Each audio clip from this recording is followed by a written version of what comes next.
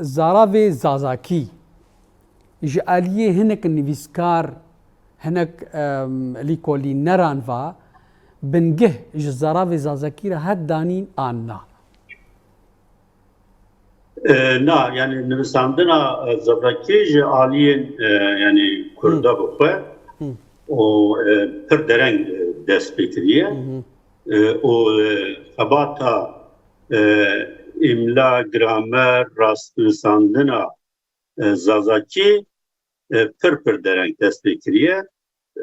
Me wek kuma xebata ya vate 1996 da komekî li Swêdê damezran û ew xebata ew kim heta îro dom dike cara yekemîn yani ew kom li ser rastnivîsandinê li ser îmla, gramer û bingehê ferhengê xebat kiriye.